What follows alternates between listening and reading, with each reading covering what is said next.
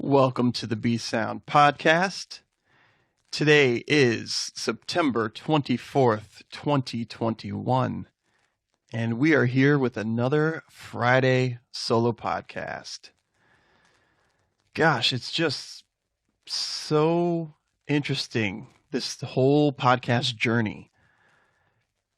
It's hard to even describe what it's done for me personally, right?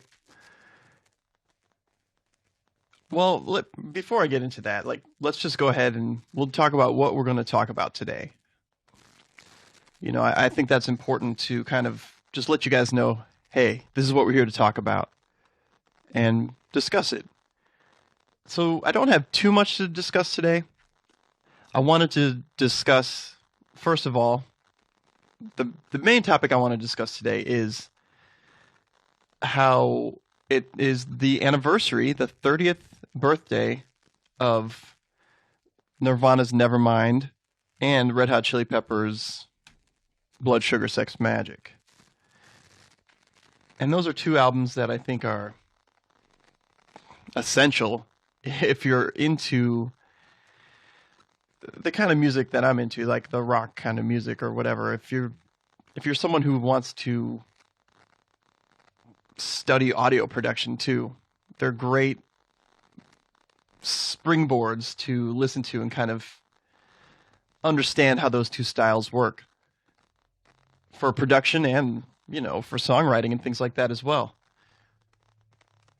And the other things I wanted to discuss was I'm also working with a band called Rat Bath, and I thought that would be fun to just talk about a little bit. And of course, I'll update you on the projects I do, BoboBot, and what I can only call the Woos for right now, but I don't know what the band name will be. And I thought I would like to answer some of your guys' questions, right? The thing is, I don't have enough really to go through right now. There's a few things that I get on here, a few comments and things, and I thought it would be fun to kind of compile those and answer them in a Q&A podcast. So what better way to do that than basically ask you guys right now, hey, leave some comments, and it doesn't have to be on this video, or this podcast. It can be on any podcast that I've done. As long as I can see it and I know that that's a question or that's some topic that you want to discuss, whether it's a question or a statement, I think it would be not only entertaining, but also valuable to have those things to discuss. All right, so we're not going to belabor any of this stuff. I just want to go ahead and start the podcast, right? Let's talk about what we're here to discuss. So first off, we have these two albums, and Nevermind alone was a huge album for me, and so was Blood Sugar Sex Magik by Red Hot Chili Peppers. I'm trying to remember which album I got first. That's a really tough call. I want to say that Nevermind came first, that I actually got it first, but it kind of feels like maybe I got the Red Hot Chili Peppers first. See, here's the thing about Nirvana. I did not care for Nevermind when I first heard it. I didn't like Smells Like Teen Spirit at all. And I just thought it was like some crappy rock band. And, you might still think that. People think that all the time. But I did grow to love them eventually. So initially, Teen Spirit came out and I was like, I don't know about this. It just wasn't my thing. However, I was into Guns N' Roses at the time. Although I didn't get into them until the Use Your Illusions album came out. So I was a little late to the party there. So I want to say that Red Hot Chili Peppers came first. But I just remember really, okay, so what I remember about the Red Hot Chili Peppers album the main thing I remember about this album is it kind of showed me another side of music where you could get not only funky, like I already knew about funk, right? But they were kind of dirty in a way. And I mean, that was nothing really new to me because I was into, prior to my career in rock, I was heavily into rap. And I really liked Two Live Crew back then. So I guess you could say Chili Peppers were kind of a step between getting from rap to rock, through the power of funk. And I mean, I remember Give It Away coming out, and I thought it was catchy, and I liked it. And Weird Al did a parody of it, the Yabba Dabba Dabba Do Now, that kind of thing. And of course, Under the Bridge was huge. You couldn't get away from that song if you wanted to. But there's some other great songs on there, like Breaking the Girl. What else is on here? I mean, If You Have to Ask, The Power of Equality, Suck My Kiss, some really good stuff. And I remember really being blown away by Apache Rose Peacock because it's funny, and I really enjoy a little comedy in my music. Same thing with Sir Psycho Sexy. And the closing track, They're Red Hot, that really cemented in my mind how I like a good closing track. Or maybe even a secret track, because that song is just, it feels kind of tacked on. But it's perfect to close out the album. So my memories of Nevermind, though, like I said, I didn't really like Smells Like Teen Spirit, but when Come As You Are came out, the second single, I was like, hey, what is this? This is Nirvana. This is pretty good. And it was always in my head. It was always catchy. I remember hearing it a lot in study hall. We had a jukebox in our high school study hall. And you could play whatever you want. A lot of people would play Aerosmith, and I remember Aerosmith being played a lot. But they also had Nevermind in there. And once Come As You Are became a single, it was played a lot. Plus, it was on MTV all the time.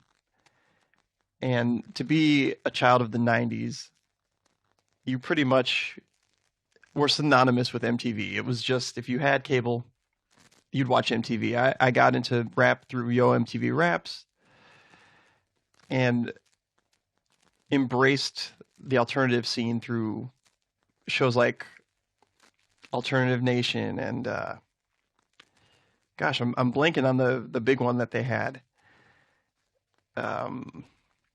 It wasn't Headbangers Ball, although some of the bands that were pretty cool were on Headbangers Ball. Gosh, why can't I think of the name of it? But I want to say it's like, what was it, like 90 minutes or something? 120 minutes? Who knows? But yeah, it was a big alternative show. I liked it a lot. So with Nevermind, one of the things I remember enjoying about Nevermind is everybody would be like, I really like that whole album, except that song at the end. It's crazy and it scares me, and it just doesn't belong on that album. And I'd be like, what are they talking about? And after a while, I would, figure out and ask people, like, what are you talking about, this song at the end of the album? And they're like, oh, if you listen after Something in the Way and you go, 69 minutes ahead, it wasn't that, but there was some kind of, I don't remember the exact time, but you skip ahead a certain amount of minutes and there's a secret track there and it's crazy and screaming and all this stuff. So I go and check out my CD and mine just ends at Something in the Way. You can fast forward it, it just ends. And I'm like, this is lies. What are they talking about? They're just trying to mess with me. And eventually I sought out the song. I was like, well, I heard this secret track is also on a B-side for a single. I think for "Come as You Are," and I went up and picked that out and found the single and heard the track finally. But it turns out my version of Nevermind was one of the early versions that they put out, and they forgot to put the track on there because secret tracks were such a new thing at the time that the first initial, I don't know what it was, 10,000, 100,000 copies of Nevermind, they forgot to put it on there. And so I just thought people were lying, but no, it's actually, I just happen to have a rare copy, and I still have my copy. This is my original copy from the 90s. But yeah, what a great album. And some of you may know that I'm in a Nirvana cover band, right? I'm in this band, and we're called Nirvomit. And I would say out of the 12 songs that are on here, we play In Bloom, Come As You Are, Breed, Lithium, Polly, Territorial Pissings, Drain You. Sometimes we play Stay Away, On a Plane, and Something in the Way. So basically, the only songs we don't play on this album are Smells Like Teen Spirit and Lounge Act. And I know Lounge Act is our singer, he's uncomfortable hitting those notes in the third verse where it starts getting really screamy. And it's kind of the same with Smells Like Teen Spirit. I know he can do it. I've heard him sing it. He sings it fine, but he's got some confidence issues to get over there. And we're working on bringing Smells Like Teen Spirit. It's just he's got to figure it out, get through it and work at it and wrestle with it as we do with the things that are difficult. So what about you guys? What do you guys think of Nevermind or Blood Sugar Sex Magik? Were they influential on you? Is it something that you think is worth discussing 30 years to the day that they were released? I just thought, wow, what a great idea to just talk about these two albums. And you know what else was released today, on this day, that came out actually today, in 2021, that is. And that's the new Poppy album called Flux.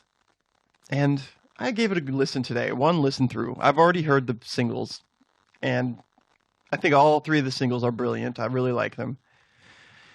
And then the rest of the album, the other 6 songs, there's only 9 songs on the album. 3 were already released as singles. The other songs, one of them's kind of a rock song. I kind of dig it. Well, 2 of them. But they're way more pop than anything else that she's done in the past couple of years. And then the rest of the songs, the other 4, are very pop oriented to the point where I don't even remember if there's guitars on them. But the album has this kind of cool 80s feel. I'm not downing it for having those kind of songs on it or whatnot. I think it's good that artists stretch their wings and expand and, do not only music that they're uncomfortable with, but do some things that they're comfortable with. And, kind of stretch out what their audience is comfortable with too. Because the more you can do that, as long as you can stretch that audience a bit, you might be alienating some people, but the ones who are there for your creativity and, to really hear what you're doing, they're going to appreciate that way more. And when you get to album, what is she on? Album 5 or so, depending on if you count the EPs and such. She's got a lot of music out there. Probably 100 and something songs, I would say. You can start to pick and choose as a fan your favorites to listen to. And to have like 4 off of an album that are, I may or may not listen to them that much. That's not that bad. And and you can't expect every single album to be a masterpiece.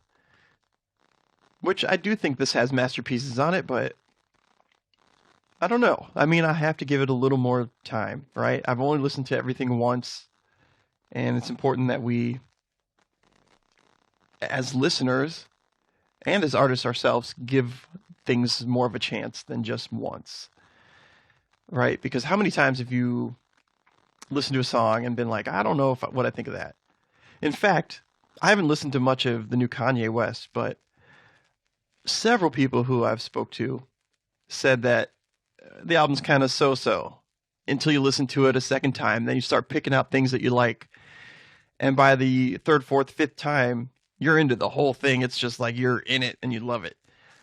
And I love albums like that. So I don't know. I'm going to have to give Kanye a couple more spins. I've given it like some rudimentary listens, right? Like people were like, oh, check out this track and check out that track. And I would check it out and yeah, it's all right. So that's where I stand with all the albums that came out.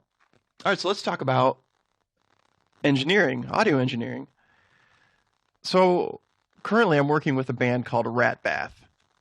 I don't really know if I'm supposed to talk about it, but I figure, if you hear me speaking about them, maybe you'll go ahead and give them a listen. They have other recordings out there,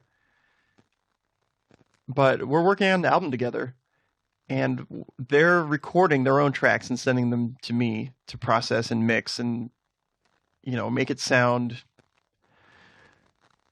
friendly enough to, I don't know, be played on the radio maybe, but not like rock. We're not looking at like your standard radio, right? We're looking at like punk rock radio or underground radio kind of stuff.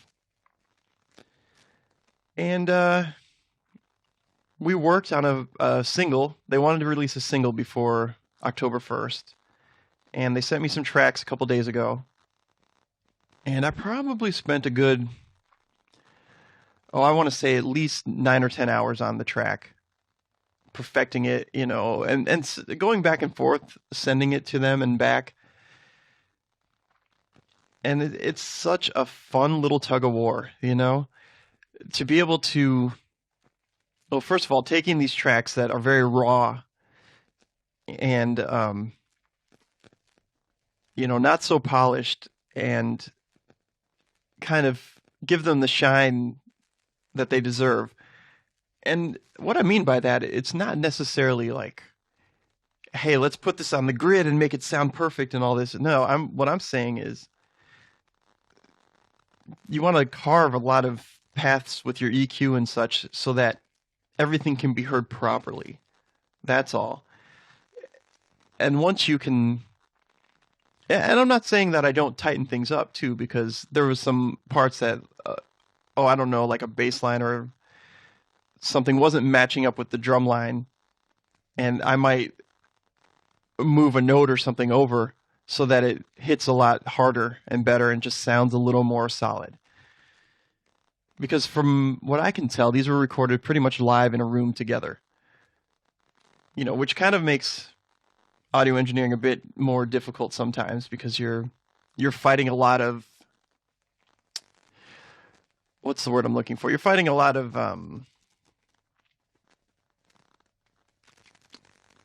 phasing issues, right? Like, what'll happen is some of the mics will be set a certain distance apart that kind of causes phasing, because you're not taking the loudest thing and phasing it up right. And plus you have like guitars in the room with the drums, so you're mixing these guitars behind the mix that's already there with the drums, and everything's bleeding into each other. And that can be a cool sound in its own, and you work with that to make that sound as good as possible. But it's not ideal for mixing, but that's okay. These guys are a punk band, at least for this song, right? I haven't even heard other than some demos they sent me, because we did some pre-production where they sent me basically the album's worth of recordings that were done like on a boombox or on somebody's phone in the room. And I listened to, I listened to most of those. And there's some slower stuff on there too, but it's a punk rock vibe, right? Like, it's really hard to explain, but this song is straight up like, they called it like spooky cowpunk or something like that. And I can see where they're coming from there. But it's kind of a mind meld. And their singer, she really gets this really cool sounding screech. Um,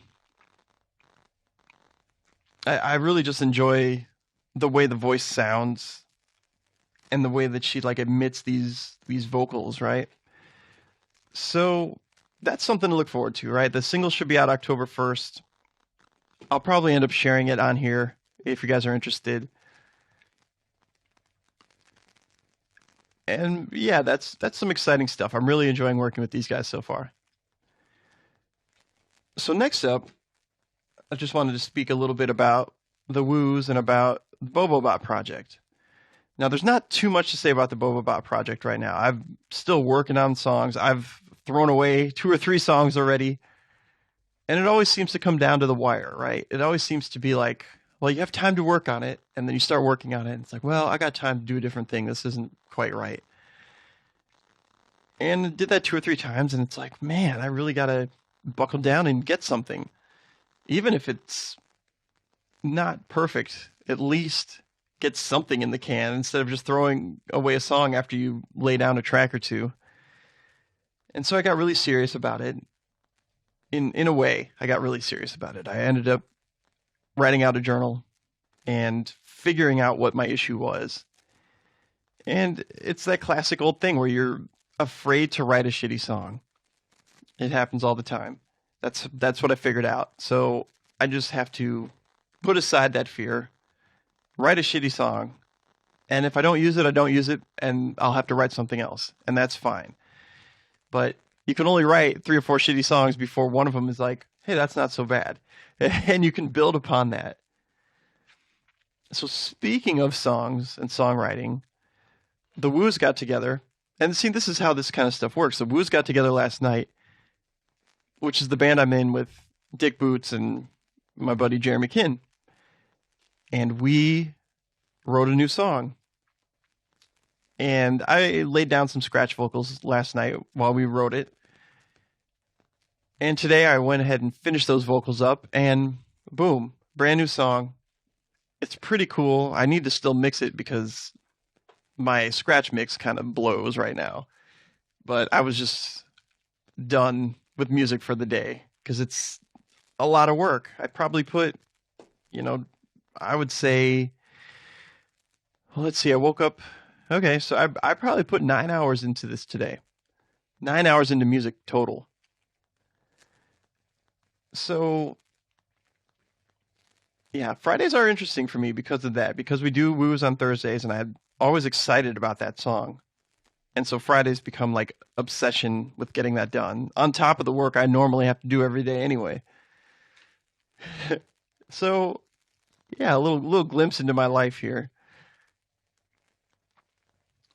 And if you guys want to hear this Woos song, let me know, because I'll make a video or do something with it just to put it up.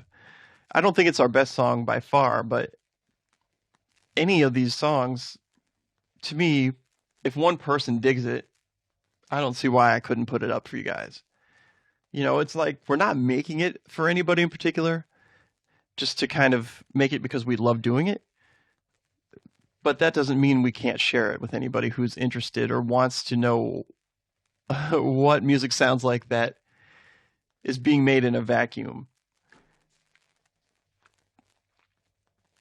So that being said, I think that's all we need to talk about today.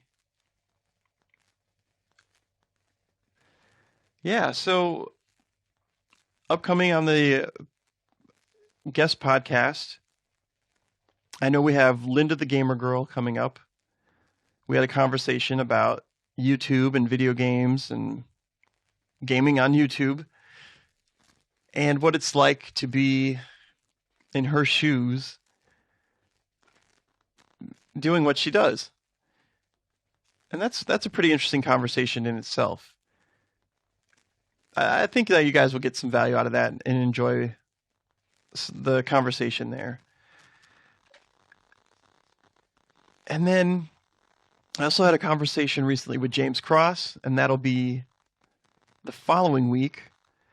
And James is a person not unlike myself who does play music. He doesn't consider himself a musician, but he plays music and is an audio engineer and a podcaster. And he's got a bunch of systems where he helps people out with their music and with like things like Submit Hub and things like that, touring, that kind of stuff. His podcast is very focused on helping musicians, helping DIY bands and artists. So I think there's a lot of value there if that's something you're into. If you're into learning about those things, definitely check that out. And if you have anything, like I brought up in the beginning, if there's anything you want to discuss, please comment and we'll figure it out. I'd like to discuss stuff with you guys. And, it helps keep me honest. And then, like the video if you liked it, dislike it if you disliked it. If you find anything value in this, go ahead and share it. And I guess, you know what? That's all for today. See ya. Be sound, baby. Be sound.